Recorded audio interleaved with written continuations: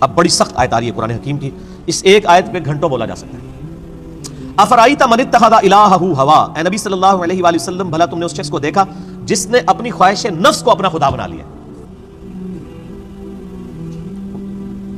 وَأَضَلَّهُ اللَّهُ عَلَىٰ عِلْمٍ، اور اللہ نے اس کے علم کے باوجود اسے گمراہ کر دیا.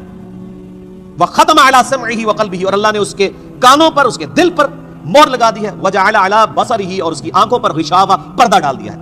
فَمَن يَهْدِهِ مِن بَعْدِ اللَّهِ أَفَلَا تَذَكَّرُونَ، تو بتاؤ اب اللہ کے بعد کون ہے جو اس کو ہدایت دے؟ کیا تم غور نہیں کرتے؟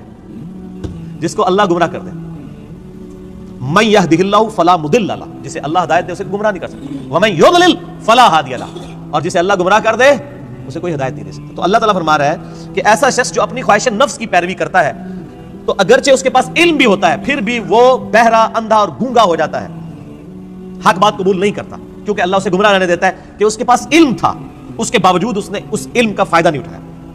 ایک بندے کے پاس علم ہے کہ اگر میں بلڈنگ کے 10ویں فلور سے باہر چھلانگ لگاؤں تو مر جاؤں گا، یہ پتا ہے ایک بندے کو، وہ پھر بھی چھلانگ لگا دیتا ہے، تو پھر کیا ہوگا؟ مر جائے گا. یہی حال اس شخص کا ہے کہ جس کو قرآن و سنت کا علم دیا گیا لیکن اس پہ عمل نہیں وہ کر رہا. اسے ہم کہتے ہیں قرآن میں لکھا ہے ایاک نعبد و ایاک نستعین، صرف اللہ ہی کو پکار. وہ کہتا نہیں، میرے بابے کہتے ہیں بابوں کو پکارو. اب علم تھا اس کے پاس، گمراہ ہو گیا، اللہ کی بات نہیں مانی. ایک بندے کو بتایا بھی بخاری مسلم میں نماز کا طریقہ رکوع میں جاتے وقت اور رکوع سے اٹھتے وقت رفع الیدین کے ساتھ لکھا ہے، نہیں مانا. ایک بندے کو بتایا کہ تم ہر مہینے 11ویں دیتے ہو، جبکہ 11ویں والے پیر کی جو اپنی کتاب ہے غنیۃ الطالبین اس میں نماز کا طریقہ وہی لکھا ہے جو بخاری مسلم میں لکھا ہوا ہے. وہ کہتا ہے میں نے رفع الیدین نہیں کرنا. تو ضد کا تو کوئی علاج نہیں ہے. یہ وہ لوگ ہوتے ہیں جو علم کے باوجود گمراہ ہو جاتے ہیں. علم ہے، اسی لیے ہم اکثر وہ لوگ کہتے ہیں ایڈے بڑے وہ مولویوں کو نہیں پتہ لگا، وہ پاگل نے، تو ہم پتہ سمجھ آ گیا. تو ان کو بتائیں آپ جن علماء کہہ رہے ہیں اتنے بڑے بڑے، آپ کے مخالف اپنے علماء کو اتنے بڑے بڑے کہتے ہیں اور آپ کے علماء کو جاہل کہتے ہیں. بریلوی دیوبندیوں کو گستاخ رسول کہتے ہیں کہ نہیں؟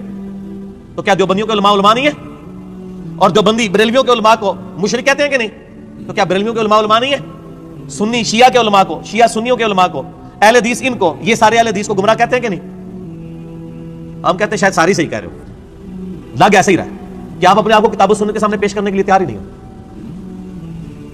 اگر کسی کو بات پتہ چلے وہ اللہ کا شکر ادا کرے، میرے تک بات پہنچ گئی، مجھے اس سے کوئی غرض نہیں ہے کہ دنیا کیا کر رہی ہے، مجھے صرف اس چیز سے غرض ہے کہ میرے نبی نے کیا مجھے حکم دیا ہے صلی اللہ علیہ وآلہ وسلم. اور نبی جو امت کو دے کے گئے کوئی بابا نہیں دے کے گئے. حجۃ الوداع کے موقع پہ کیا فرمایا؟ میں اپنے باتوں میں 2 چیزیں چھوڑ کے جا رہا ہوں. کیا 2 بابے، 2 مولوی، 2 شیخ القرآن، 2 بزرگ، 2 صوفی؟ نہیں، کہا اللہ کی کتاب، اس کے نبی کی سنت، اس کو پکڑو گے ہدایت کرو گے، اس کو چھوڑ دو گے گمراہ ہو جاؤ گے.